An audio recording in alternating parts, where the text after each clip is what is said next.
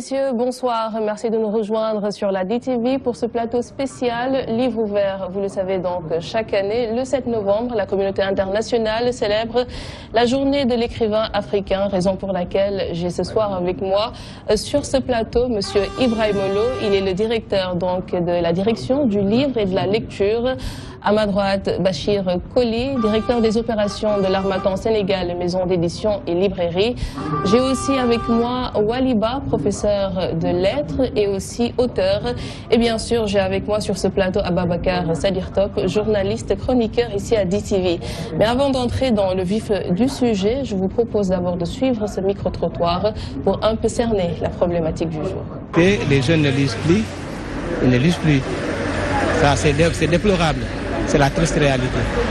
Voilà donc, monsieur Ibrahim Olo, on vient de voir ce cri du cœur du Sénégalais qui déplore le fait que maintenant les jeunes ne lisent plus.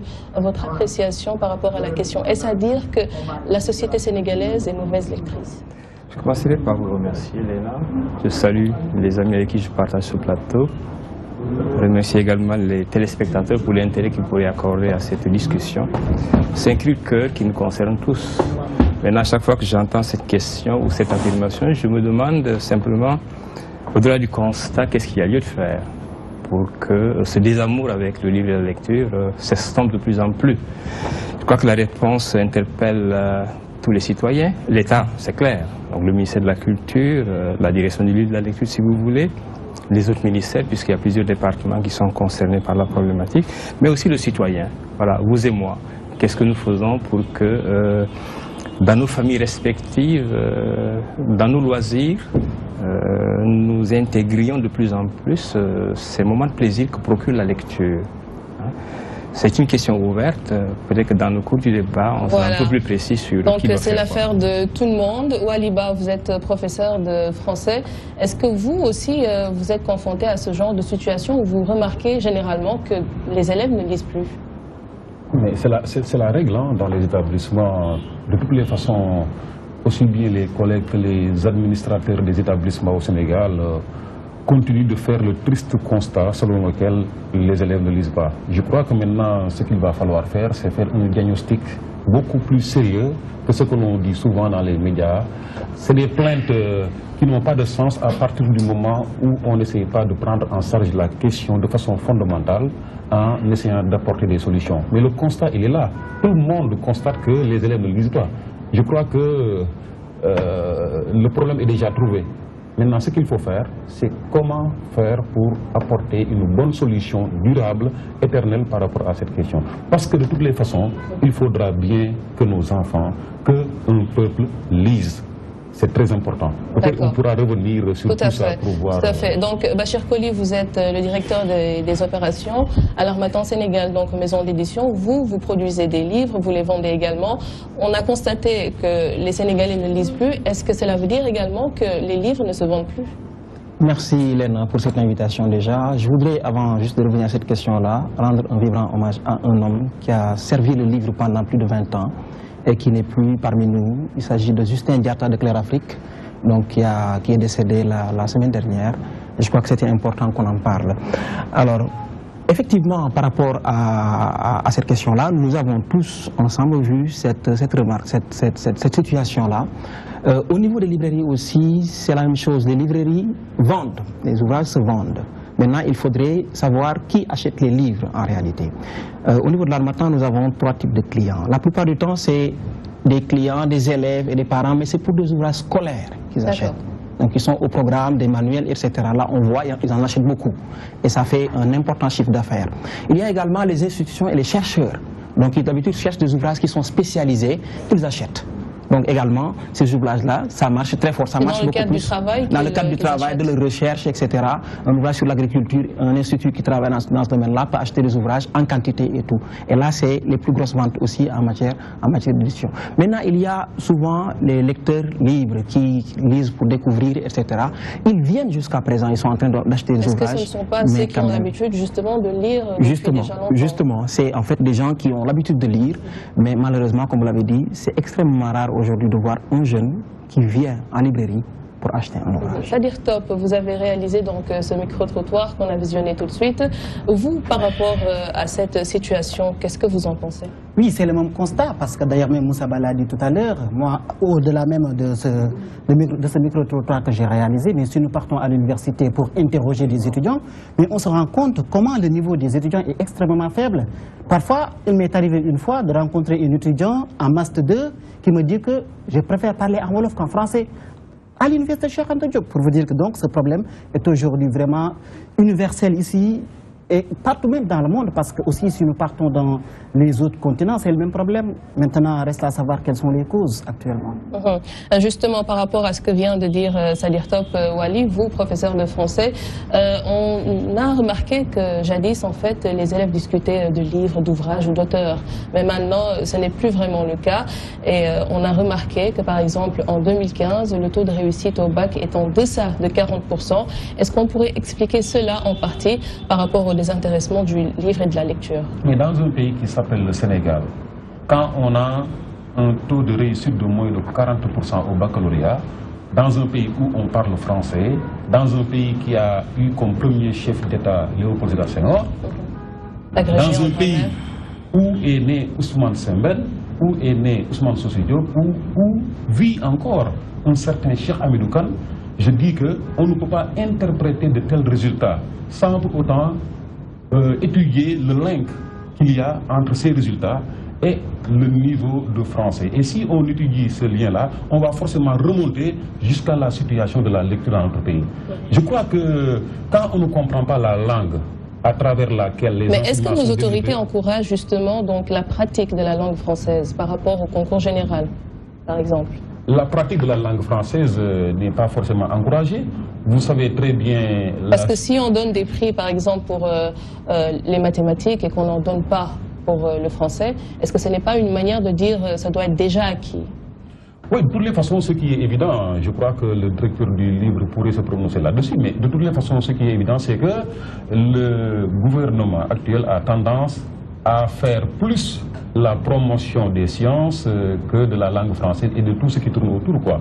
Je crois qu'il y a même une dotation très forte qui est réservée à ceux qui font la promotion des sciences, particulièrement des mathématiques. Je crois que si on faisait la même chose pour la langue française et pour la lecture, peut-être qu'on n'en serait pas encore là.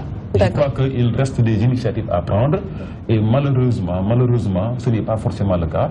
Peut-être qu'il faut encourager l'État à aller dans le sens de donner les moyens à qui de droit pour qu'on puisse faire de sorte que la lecture reprenne du poil de la bête. Malheureusement, ce n'est pas forcément le cas, c'est mon avis. D'accord. Nous nous sommes aussi rendus donc à la bibliothèque du Centre culturel Blaise Senghor pour voir un peu comment se passent les choses là-bas. Nous avons rencontré Sada Kane, il est le responsable de cette bibliothèque. Voyons ce qu'il nous a confié. Effectivement, depuis quelques années, la place du livre est en train de reculer. Et ce qui explique ça, c'est la baisse de fréquentation dans les bibliothèques. Les gens ne viennent plus comme avant. Je me rappelle en 2005, en 2004, quand je venais d'arriver, matin et soir, la bibliothèque était remplie, il y avait plein de gens qui venaient consulter les documents. Mais comme vous avez constaté, en arrivant cet après-midi, vous n'avez pas trouvé grand monde. Donc actuellement, les gens, en général, ils viennent les matins et ils viennent de moins en moins. Non. Si on doit dire la vérité, c'est surtout par obligation, parce qu'en général, les élèves, quand ils viennent, ils te disent qu'ils ont un exposé à préparer, le professeur leur a demandé de faire une recherche sur tel ou tel sujet, et ils viennent justement pour ça, pour ce sujet-là. Donc quand ils finissent de faire le travail et la recherche, ils repartent aussitôt. Donc on a même parfois des abonnés qui s'abonnent juste pour les œuvres qui sont au programme. Donc quand ils viennent, ils recherchent ces œuvres-là. Et parfois même, il m'arrive de voir quelqu'un, ne trouvant pas le livre recherché sur place, il décide tout simplement de repartir sans prendre d'autres livres. Alors on leur propose de prendre des livres en attendant que le livre soit de retour, mais ils ne veulent pas parce qu'ils sont juste là pour le livre au programme et pas autre chose. Donc ça veut dire que ce n'est pas des gens qui sont réellement intéressés par la lecture, donc c'est des lectures par obligation. Voilà, donc c'était là Sada Kane, le responsable de la bibliothèque du Centre culturel Blaise Senghor, Monsieur Lo. Donc nous venons de voir ce que nous a confié Monsieur Sada Kane. Apparemment, l'école reste encore l'endroit où l'on incite l'élève à aller lire. Est-ce que dans les foyers, il ne faudrait pas inculquer cette habitude de lire aux enfants dès le bas âge? Très certainement. Beaucoup de questions ont été agitées en ces 3 ou 4 minutes. Ce n'est pas pour revenir sur le diagnostic qui a été posé. On s'accorde tous pour dire qu'on ne lit plus. Mais enfin, qui ne lit plus? Ça, c'est une question qu'il faut poser. André-Marie Diagne m'a dit, une grande dame des lettres, qui a travaillé pendant longtemps à l'école normale supérieure, devenue FASTEF, que M. Lo, en définitive, ce n'est pas les élèves qui ne lisent pas, c'est les enseignants qui ne lisent plus. D'accord. Vous voyez, ça c'est une question qu'il faut observer. Moi, quand je regarde autour de moi, malgré l'émotion que ces désamours créent, je constate tout de même que les gens lisent. Prenez les enfants, ils ont leur smartphone. Qu'est-ce qu'ils font avec? Eh bien, ils lisent. Sur cette question-là, Monsieur Waliba, donc vous êtes professeur de français, vous êtes aussi auteur. Les enseignants ne lisent pas, vous êtes d'accord? Bon, j'ai une forte sensibilité corporatiste, mais ça ne m'empêche pas de cautionner ce que M. Le a dit. Ça, c'est la triste vérité. Hein. Bon, c'est malheureux, mais c'est la vérité. Parfois, vous voyez des collègues qui battent le rappel des élèves en leur demandant de lire. Mais à y regarder de très près, mais ces enseignants, la plupart d'entre eux ne lisent pas. Ça ne lit pas du côté des enseignants. Je ne dis pas tout le monde, mais la plupart d'entre eux n'ont même plus le temps de lire. Et ça, c'est la vérité. Donc je crois qu'il faut aller en aval et essayer de voir le problème de façon globale. Parce que quand l'enseignant qui est censé encourager l'élève à lire, quand il est censé lui donner des indications par rapport aux lectures qu'il doit prendre en compte, quand cet enseignant ne le lit pas, mais je dis qu'il y a problème. Il y a problème. Et ça, c'est la triste vérité. Je crois que même si monsieur le directeur ne l'avait pas dit, j'en aurais fait état. Donc, véritablement, c'est un drame que ceux qui sont appelés à aider les élèves à lire, eux-mêmes ne lisent pas. Donc, mais avant, on voyait que dans les écoles, il y avait une bibliothèque. Mais de plus en plus, on se rend compte que les écoles sont pratiquement dépourvues de bibliothèques. Non, ce n'est pas toutes les écoles. De toutes les façons, moi, les écoles que j'ai fréquentées et les écoles qui sont... Est-ce que dans la vôtre, il y a une bibliothèque? Oui, évidemment. Il y a une bibliothèque et les élèves la fréquentent quand même. Mais ce n'est pas le cas pour beaucoup d'établissements. Quand vous allez dans le pays profond, mais je ne parle même pas de bibliothèque, mais même les œuvres au programme ne sont pas disponibles. Les gens sont obligés de procéder à des photocopiages et tout ça pour avoir le minimum, quoi. Dans les bibliothèques, ces ouvrages ne sont pas disponibles. Je me tourne donc vers Monsieur Bachir Koli, directeur des opérations de l'Harmattan Sénégal. On a vu tout de suite que la bibliothèque du Centre culturel Blaise Senghor, l'une des plus grandes bibliothèques d'ailleurs du Sénégal, est en souffrance. Aujourd'hui, on se rend compte que le plus souvent, on va dans les librairies pour acheter des livres. On ne va plus forcément donc dans les bibliothèques pour s'abonner et prendre un livre qu'il faut rendre dans 2 semaines. N'est-ce pas un peu la faute aussi des librairies? Oui, effectivement, par rapport à cette question-là, mais je crois que pour revenir un tout petit peu à ce que le directeur du livre disait, mais également Waliba, c'est qu'un enfant qui ne voit jamais son père avec un bouquin entre les mains en train de lire, un élève qui ne voit jamais son professeur avec un bouquin, qui ne le voit même pas dans une bibliothèque ou dans une librairie, un Sénégalais lambda qui ne voit pas ses dirigeants parler de livres ou un bouquin à la main, un enfant ou quelqu'un qui n'évolue pas dans un univers où il y a des livres, il ne peut pas aimer la lecture. Donc tout ce que l'on aime, il faut impérativement que cela commence par déjà qu'il puisse copier sur ces modèles. Et les modèles, c'est essentiellement, c'est les médiateurs qui ont des problèmes. Les médiateurs, ce sont les parents, ce sont les enseignants, ce sont également les libraires, les bibliothécaires. Et qu'on reviendra pas certainement par rapport à ça, parce que même les bibliothèques sont fautives, ont des limites, parce que les bibliothèques restent toujours au sein de leurs murs. Alors qu'aujourd'hui, il est dit complètement, tant que les bibliothèques n'acceptent pas d'innover, d'inventer, elles risquent de perdre leur place. Les bibliothèques doivent sortir de leurs murs, tout comme les librairies sont en train de faire, en allant trouver le client pour lui donner le livre. Là, on parle donc d'accessibilité, mais par rapport même à la librairie, qui aujourd'hui, limite, vend plus et noie un peu le travail de la bibliothèque. Quelle est votre réponse par rapport à cela? Justement, il est clair que la plupart des Sénégalais. Est-ce que vous êtes d'avis donc, parce que vous menez des actions de promotion du livre de la lecture, c'est ce qui attire un peu plus le public? Il y a naturellement une différence de cible dans cela d'abord. La première chose est que la plupart des ouvrages que nous avons, soit ne sont pas disponibles dans les bibliothèques. Parce qu'un Sénégalais qui peut aller emprunter un bouquin dans une bibliothèque préférerait naturellement aller l'emprunter. Mais il y a une différence entre emprunter un bouquin et le rendre, et avoir un bouquin, pouvoir y travailler le reste de sa vie, le léguer à ses enfants, parce que le bouquin doit être un legs pour toute sa descendance. Malheureusement, les gens ne vont pas, ça justement, ne vont pas dans les bibliothèques, mais ils ne vont pas en librairie aussi. D'accord. Ils ne vont pas en librairie, donc ce qui fait que ce n'est pas forcément la faute aux librairies, sauf que les librairies font de l'action, les librairies vont vers la clientèle, contrairement aux bibliothèques qui restent cantonnées dans leurs 4 murs, qui ne sortent pas de leurs murs pour aller vers les gens. Donc, Monsieur Lo, le Sénégalais qui a de plus en plus tendance à se créer sa propre bibliothèque chez lui, est-ce que vous êtes d'avis que c'est ce qui explique un peu donc la situation que traversent les bibliothèques du Sénégal? Mais c'est très bien, si tous les Sénégalais pouvaient s'efforcer de créer des bibliothèques dans leur demeure, ce serait... Mais la bibliothèque aussi, ça avait ce charme-là de réunir des personnes venues pour lire. Oui, ça c'est un idéal, il faut tendre vers cela. Mais déjà créer chez soi un embryon, qui facilite l'accès aux livres, le développement d'une culture livresque, c'est déjà pas mal.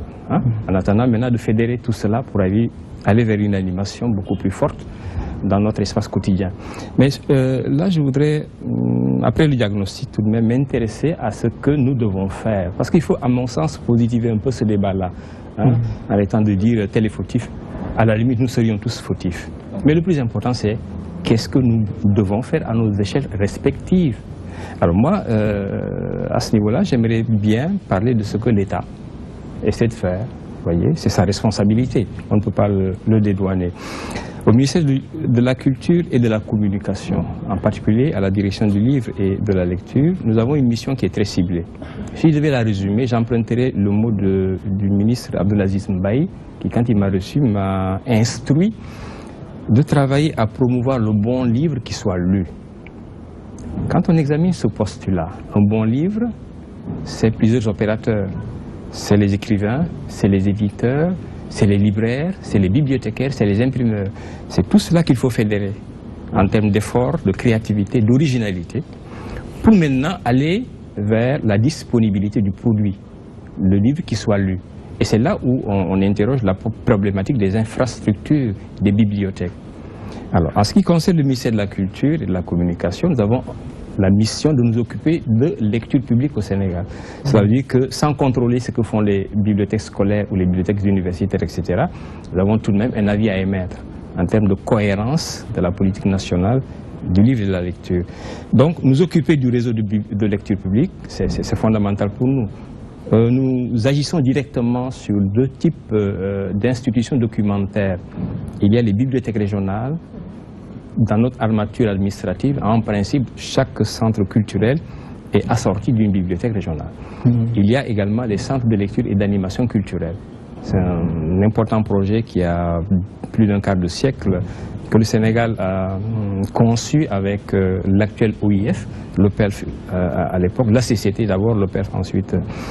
Alors l'idée c'était de porter le livre dans les zones rurales les plus reculées.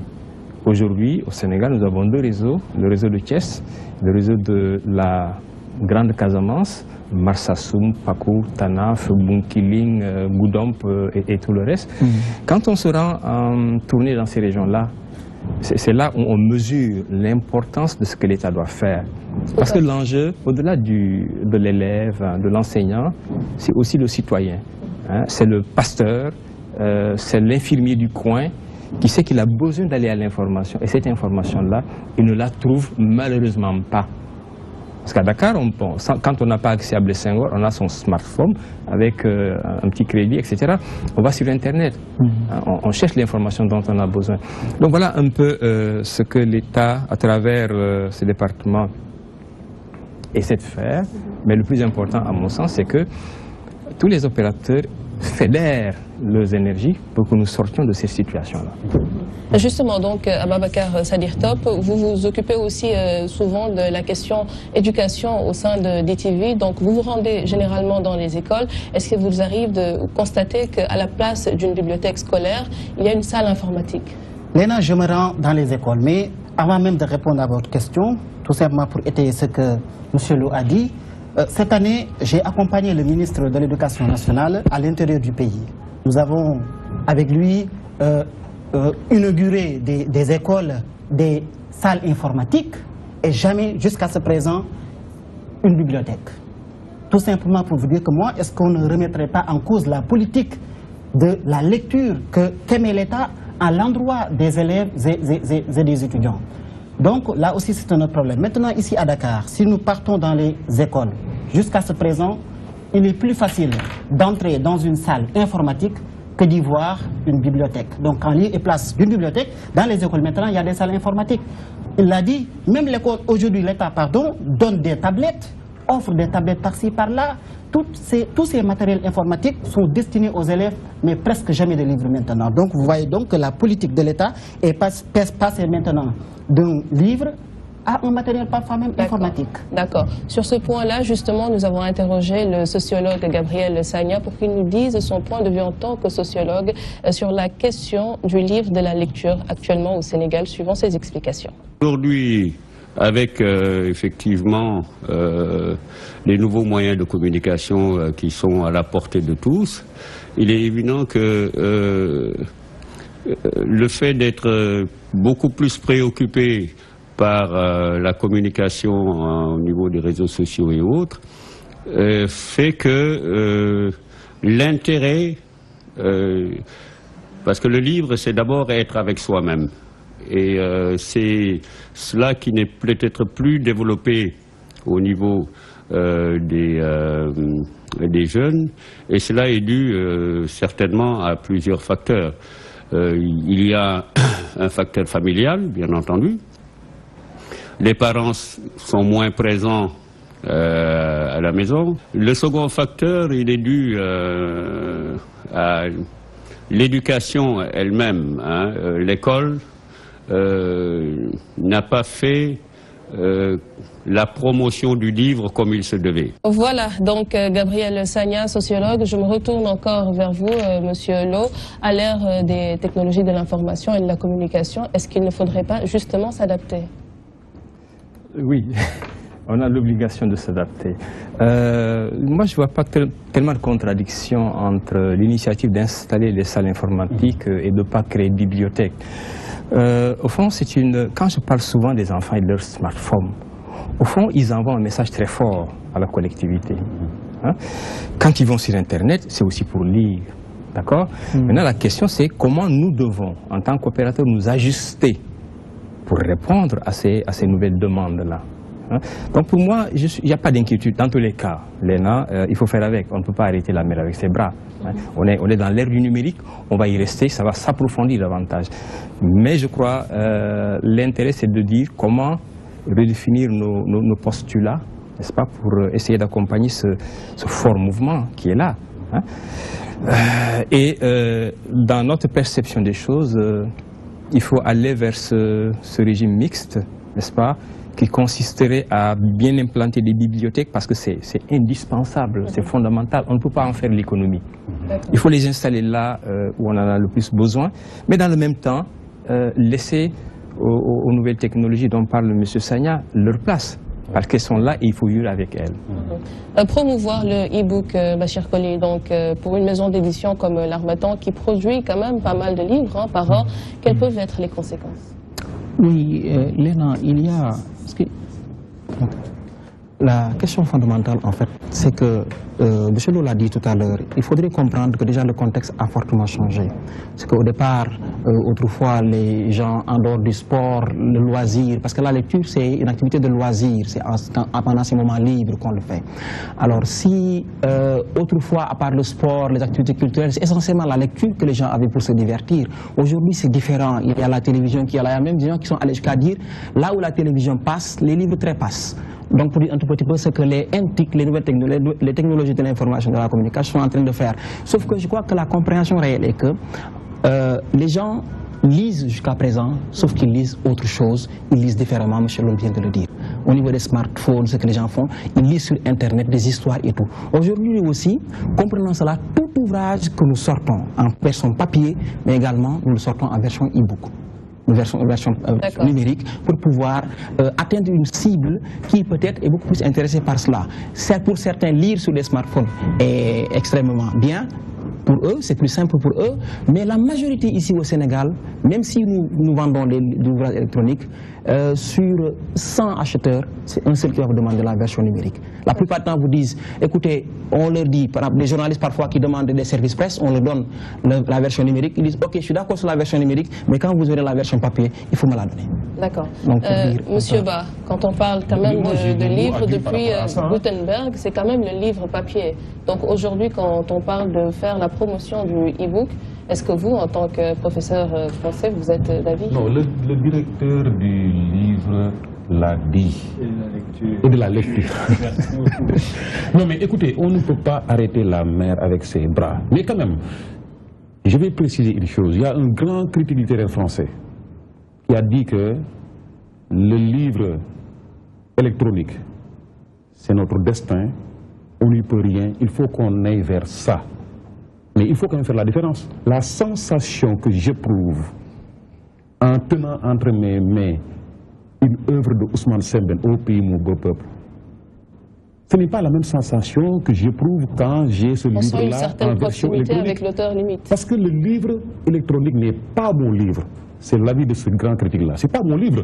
C'est un livre qui est là, mais je ne le possède pas. Je ne peux pas mettre une dédicace ou quoi que ce soit. Je ne peux pas l'offrir.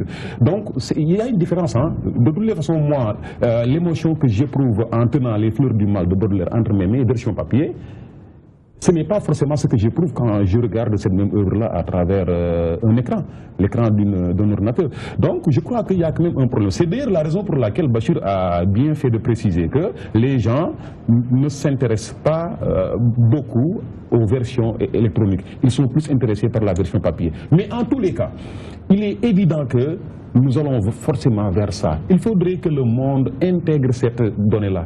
Hein. Nous sommes obligés de lire des livres en version électronique parce que l'évolution du monde va vers ça. Maintenant, comment faire de sorte à aider les élèves à rentabiliser cette nouvelle réalité qui est la version électronique des œuvres, je crois qu'un travail essentiel mérite d'être fait à ce niveau-là. Et je me demande d'ailleurs si cela est fait. Quel travail justement? Puisque les jeunes, les élèves, ont tendance à utiliser ce support-là pour tout, est-ce qu'on ne devrait pas, en tant qu'État, faire de sorte que ces élèves-là puissent retrouver les œuvres dont ils ont besoin et les œuvres qui peuvent leur être utiles à travers ces supports? Je crois qu'un travail mérite d'être fait à ce niveau. D'accord. Top l'a dit tantôt, donc Monsieur Lo, voilà, d'accord. Donc, Top l'a dit tantôt, Monsieur Lo. Donc, en tournée, le ministre de l'Éducation a offert quand même pas mal de salles informatiques et pas une seule bibliothèque scolaire. Est-ce qu'il ne faudrait pas miser un peu donc sur la sensibilisation? Encore une fois, moi je ne suis pas ému par le fait qu'on ait installé plein de salles informatiques sans beaucoup de bibliothèques, parce que l'un peut faire le rôle de l'autre. Hein. L'enjeu aujourd'hui, c'est la question des contenus. Qu'est-ce qu'on devrait mettre dans ces infrastructures, dans ces outils-là? Et c'est là où les questionnements se posent. C'est des questions très nouvelles qui sont là et qu'il faut adresser correctement. Moi, là, je suis enseignant, malgré que je me retrouve en mission. Et en tant qu'enseignant, j'observe ces phénomènes et je me dis comment redéfinir mon postulat pédagogique.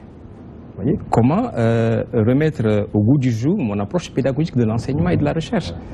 Et je dis que de ce point de vue-là, les questions sont très ouvertes et vraiment, il y a un chantier qui est de la responsabilité de tous les opérateurs qu'il faut ouvrir. Alors maintenant, oui, les bibliothèques, je le redis, elles sont indispensables. Moi, j'en reviens à la cellule de base, à la maison, chez moi, chez vous. Quand on dit bibliothèque, c'est tout à fait autre chose que cet outil de formation, d'information, de sensibilisation. Dans la bibliothèque, c'est quoi? C'est les bibelots, c'est les verres qui sont très jolis, que nos dames vont acheter au marché des H&M, etc. C'est tout sauf du livre. Je crois que le premier réglage est à faire à ce niveau-là. Après quoi maintenant, et ça c'est le citoyen qui est concerné, oui on dira d'accord, tout ça c'est vrai, mais l'État, oui. Mais l'État c'est la conjugaison de nos individualités respectives. Tout à fait. Je voudrais dire un petit mot par rapport à ça. Chez moi, il n'y a pas de verre, il n'y a pas tous ces détails. J'ai mis partout des livres et il y a des gens qui me rendent visite et qui ne reviennent pas à cause de mes livres. Voilà. Tout à fait. Donc, oui, Bachir, vous avez quelque chose à dire? C'est vrai, Wally l'a dit tout à l'heure, c'est extrêmement important par rapport... En fait, ce qui est important, je crois, aujourd'hui, c'est que les jeunes lisent. Si c'est par les versions numériques ou par le papier, mais aujourd'hui, le véritable combat, c'est qu'on puisse amener les jeunes à pouvoir lire. Je vais rebondir donc sur ça, Bachir Colley, et on va visionner encore un élément de Sadakan, donc de la bibliothèque du Centre culturel Blaise Senghor, pour voir un peu qu'est-ce qu'il nous dit par rapport à qu'est-ce qu'il faudrait faire pour un peu intéresser les Sénégalais à lire. Nous les recevons par deux canaux. Le premier canal, c'est le budget propre du centre. Nous avons un budget et à partir de ce budget-là, nous pouvons faire des acquisitions. L'autre canal, c'est les dotations que nous recevons de la direction du livre et de la lecture. Donc chaque année, nous recevons à 2 à 3 dotations par année. Les cartons de livres que vous avez vus ici dans mon bureau, je les ai récupérés récemment, il y a une semaine. Donc qui nous viennent de la direction du livre. Bon, c'est pas suffisant. C'est vrai qu'on a une grande bibliothèque. C'est la bibliothèque de la capitale. C'est la plus grande bibliothèque du Sénégal. Donc 2 cartons, vous voyez que ça ne peut pas suffire à renouveler le fonds. Vous avez constaté vous-même que le fonds est assez vieux. Donc ça veut dire que le rythme de renouvellement n'est pas soutenu et qu'on devrait faire des efforts dans ça. Voilà donc Sadakan de la bibliothèque du Centre culturel Blaise Senghor, 2 à 3 dotations par an. Monsieur Lo. C'est très peu, mais ça a le mérite d'exister. Hein? Il faut peut-être diversifier les initiatives, voir dans quelle mesure actionner le mécénat, à la fois national comme international. Sadakan est au courant très certainement de cette initiative. Nous sommes en train de négocier avec les partenaires de Payot à Genève un programme qui en principe démarre cette année, qui va être lancé à partir du Salon du Livre et de la Presse de Genève, qui devrait nous permettre de faire une récolte, comme ils disent là-bas, sur chaque année et sur 3 ans, on espère recevoir à peu près 200 000 livres. C'est quand même pas peu. Hein. Il y a d'autres partenaires qui interviennent. L'OIF, pour ne pas la nommer, pour la remercier aussi, a développé sur le Sénégal en 2016 un important programme. Nous avons 600 000 € de dotation en ouvrage, en équipement informatique qui sont au port, qui ont été réceptionnés d'ailleurs. Et tout cela va être ventilé dans le réseau. Mais est-ce que ces dotations, cela se limite seulement à la région de Dakar ou encore il y a d'autres régions? Pas du tout. Notre vocation, c'est de couvrir le territoire national. Quand je dis le territoire national, y compris dans ses représentations à l'étranger. Il y a quelques mois, j'étais en Arabie Saoudite, à Jeddah. Quand je suis rentré, on a préparé une dotation qui est dans mon bureau et qui, en principe, doit aller renforcer les capacités de l'école sénégalaise de Jeddah. Hein? On l'a fait il y a 3 ans à Québec. À chaque fois qu'on a l'occasion de se déplacer, on y va avec l'édition nationale. D'accord. Voilà. Donc vous, Monsieur Colley, donc Sadakan vient de le dire, même si donc oui c'est la bibliothèque, mais est-ce qu'il vous arrive souvent, vous au niveau de la maison d'édition, d'offrir des livres, même si ce n'est pas à la bibliothèque, mais à d'autres couches de la société? Oui, je dois avouer que cette année, on a été particulièrement sollicité par beaucoup d'organisations qui veulent faire des dons, etc., ou bien des bibliothèques même. Pas plus tard qu'avant-hier, nous avons donné des cartons de livres à des jeunes de Rufisque qui se sont levés, qui ont dit « Nous sommes des anciens du lycée Abdoulaye Sadji et nous voulons vraiment travailler pour restaurer la bibliothèque du lycée Abdoulaye Sadji. » Et donc nous sentant concernés par cela, nous avons offert des livres et ça je sais que nous avons fait au moins une trentaine de dons cette année seulement. D'accord. Et puis donc Waliba, Sadakan l'a dit, le fonds est vieux.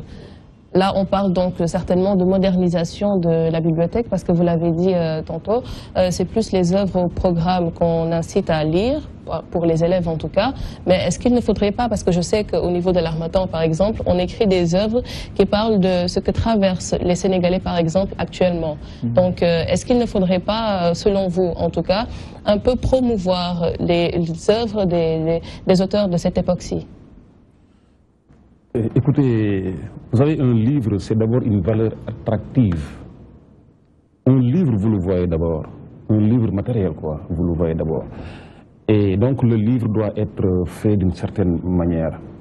La vétusté de l'existant, ça, c'est un problème. Mais je veux dire que pour que les gens puissent aller vers la lecture, il faudrait aussi qu'on produise des choses qui sont susceptibles d'être appréciées à leur juste valeur.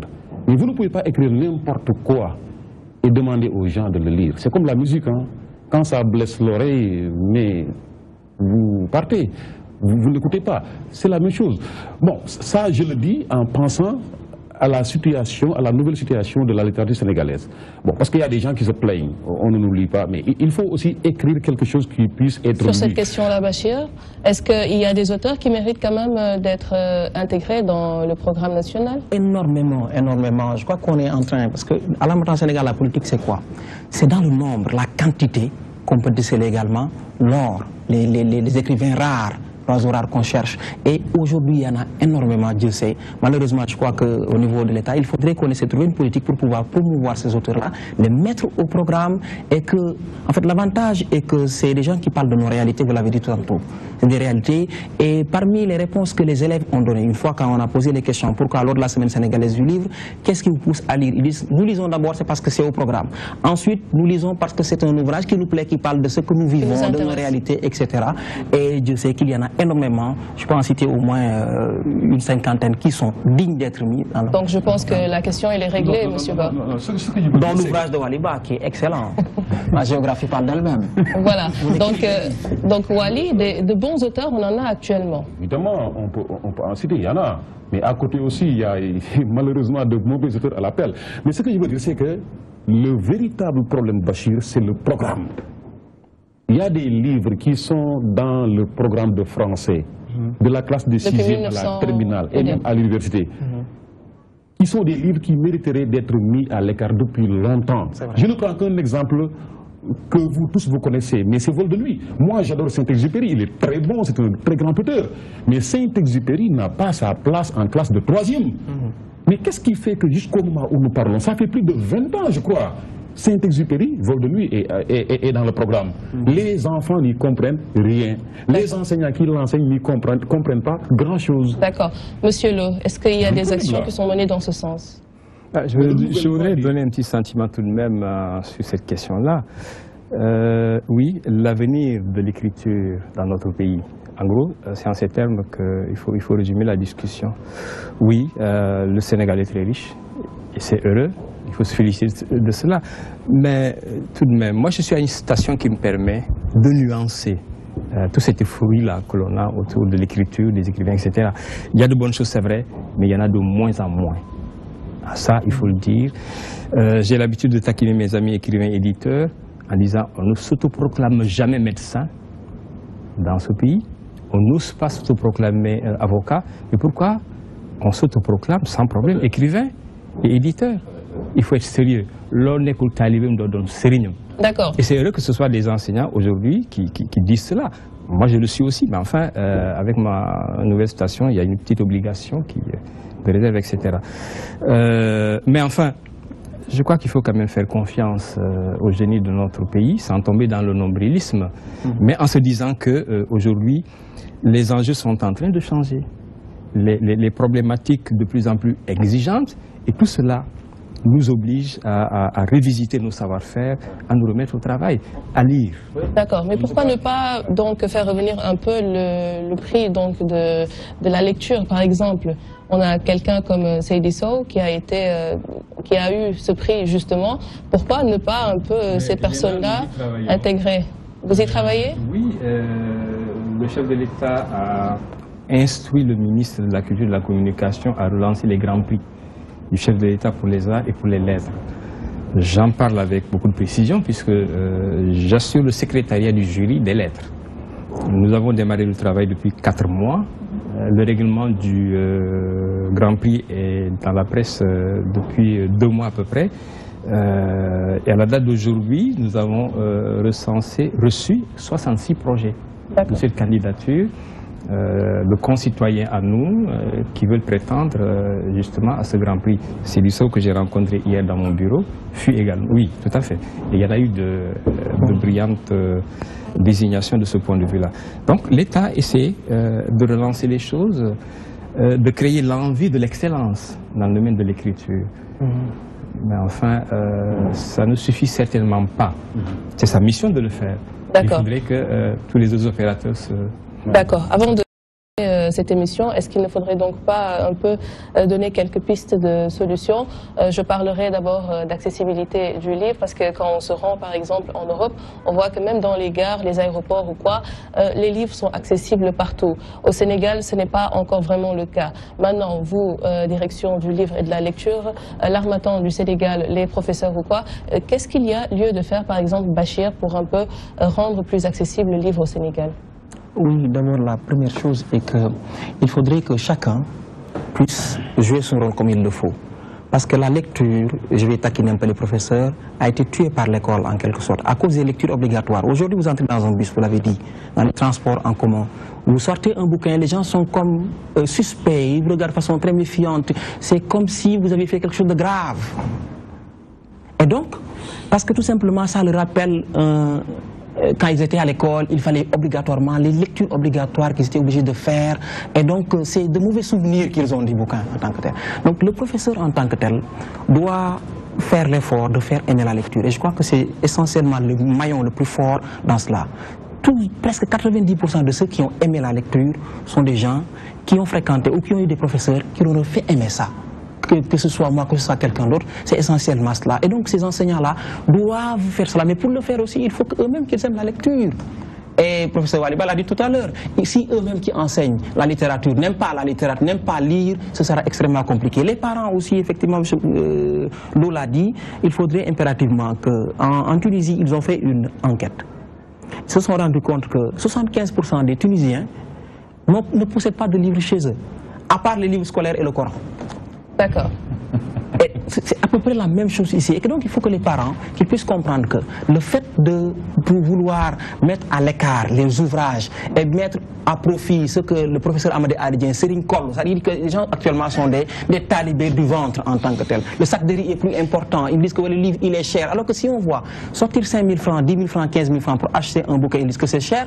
Alors que ce sont les mêmes, même les Nassar qui va dans un restaurant, un bon restaurant, qui se donne un bon prix, un bon plat, et dans une soirée qui dépense plus que ça. Donc finalement, ce qu'il faut comprendre, c'est juste un exemple. La lecture n'est pas une priorité pour les gens et que le combat est qu'il faudrait que l'État, dans sa politique du livre en tant que tel, puisse amener les gens à considérer la lecture comme une priorité. Nelson Mandela, je crois que je l'ai vu dans un article que M. Lo, une interview qu'il a accordée à qui, un peuple qui lit est un peuple qui gagne. Tout à fait, ça c'est vrai. La réponse de Waliba ou la solution même du professeur? Mais je m'engouffre dans la brèche, vous pouvez même le sentir. Bon, de toutes les façons, il faudrait qu'on démystifie le livre, quoi. Il faut que cette terreur dont on a entouré le livre, il faut qu'on la désagrège et qu'on la fasse s'effondrer. Parce que justement le livre terrorise. Quand vous avez votre livre dans votre quartier et que vous vous mettez à lire seul dans votre coin, vous êtes diabolisé très rapidement. Bon, ça vraiment c'est un problème qu'il faut régler. L'autre chose, c'est que le livre, monsieur le directeur, est peu présent dans nos médias. Les livres ne sont lus que quand on en parle. Vous voyez le prix Goncourt là, Leila Semani, la franco, mais ça va se vendre comme de petits pains.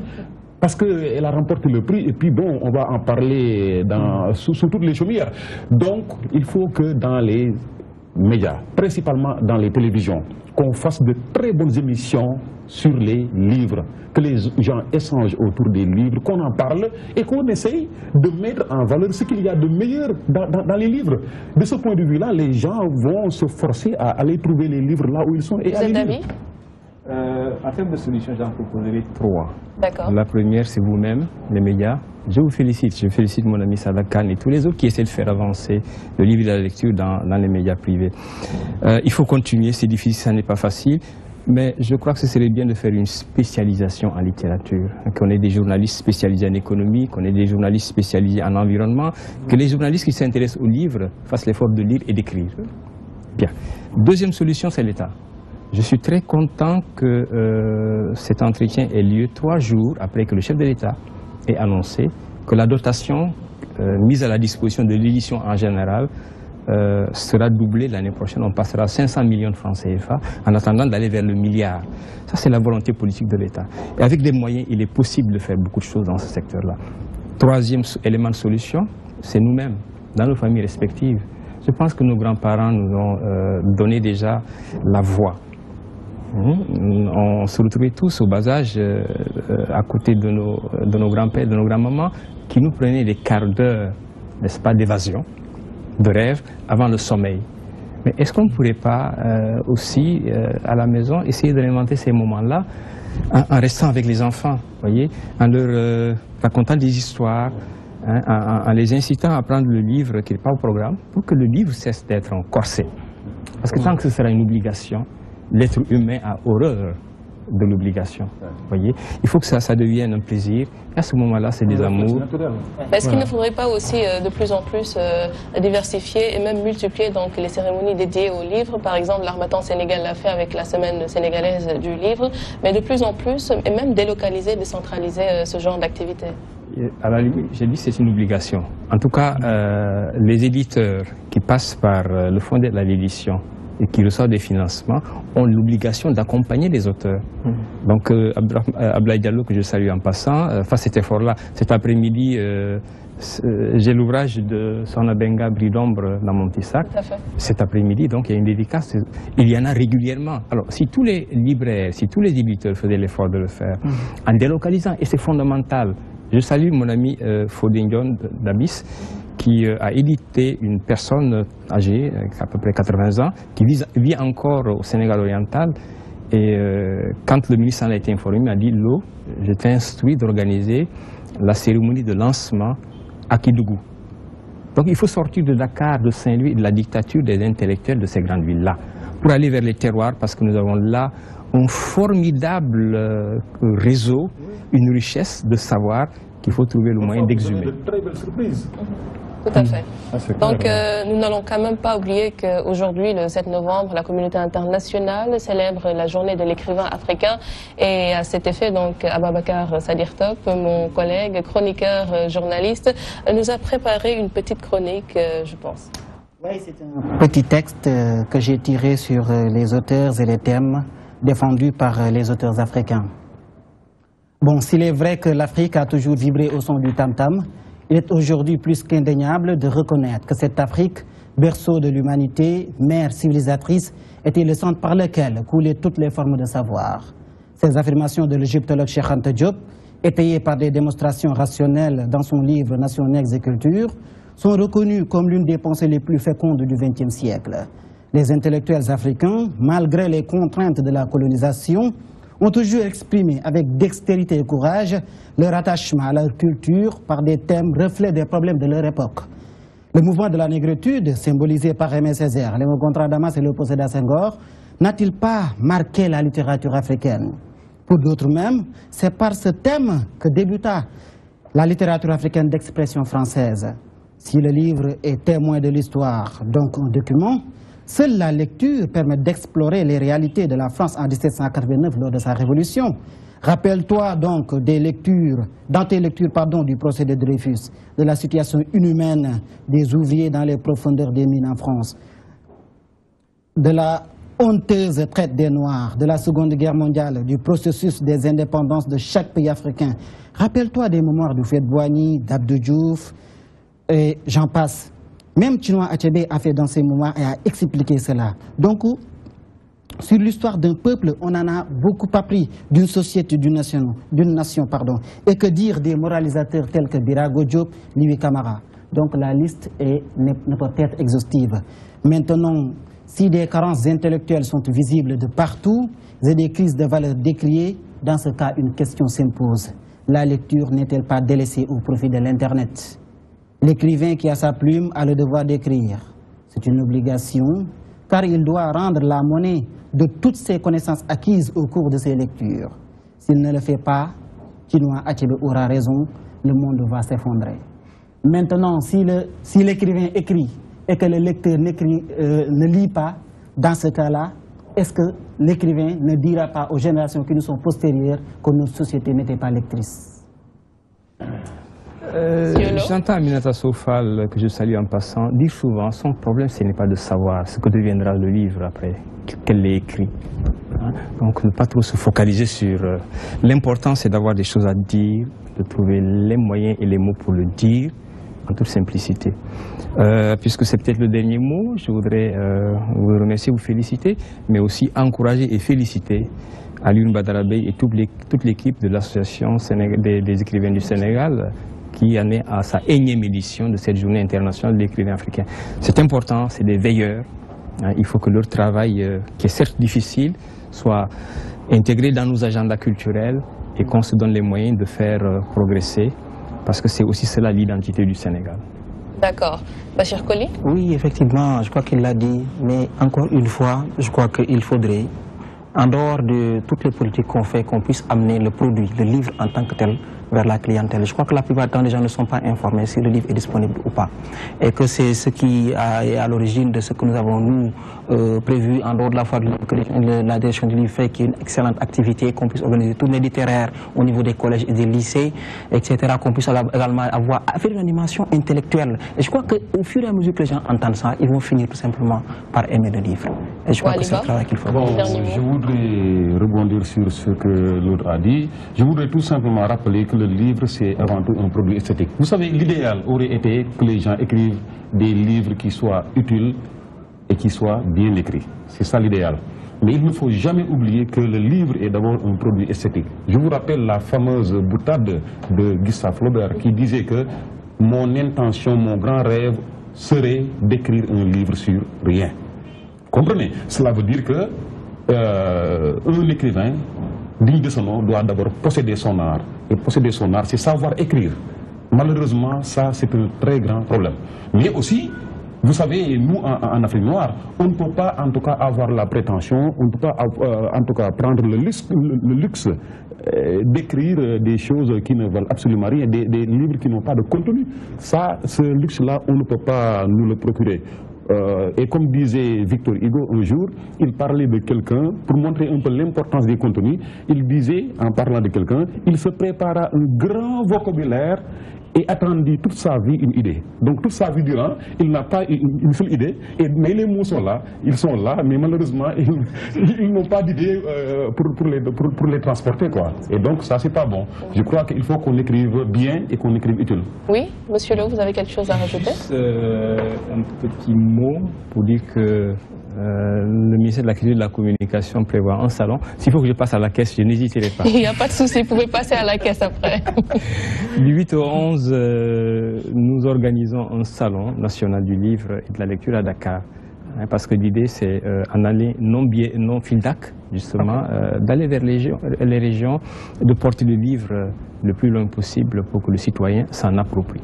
Ce sera donc du 8 au 11 décembre à la place du Souvenir. D'accord. Merci. Parfait. Sadir Top, le dernier mot? La société, la famille est la première des sociétés. Donc pour qu'on puisse lire, il faut dire que dans les familles, que les parents aident leurs enfants à lire. Voilà, donc je pense que tout est dit, des pistes de solutions ont été trouvées ou en tout cas proposées pour un peu revaloriser le livre et la lecture au Sénégal. Merci à vous, chers téléspectateurs, de nous avoir suivis.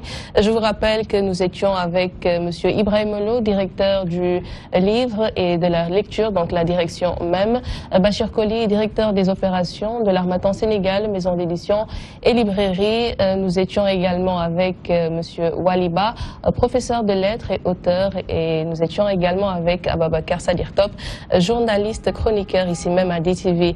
À travers cette émission, nous souhaitons rendre hommage bien sûr à Mame Younous Dieng qui nous a quittés cette année. Je vous donne rendez-vous très vite sur la DTV pour un nouveau numéro de Livre Ouvert.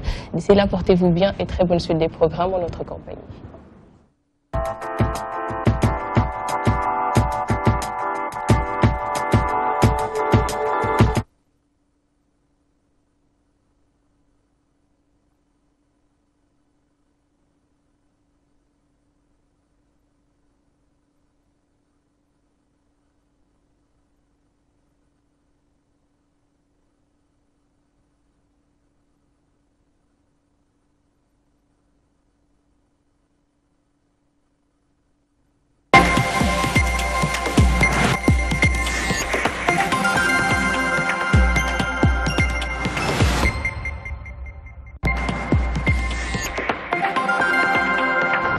N'hésite pas.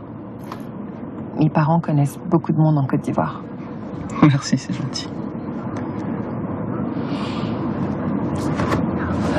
Je vais me reposer un peu. À plus tard.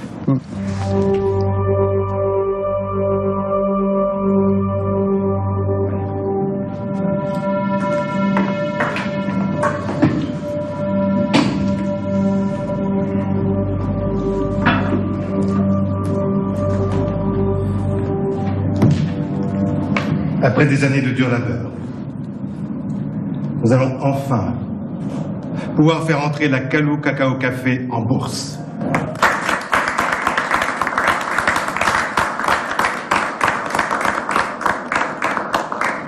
Cela n'a pas été simple, mais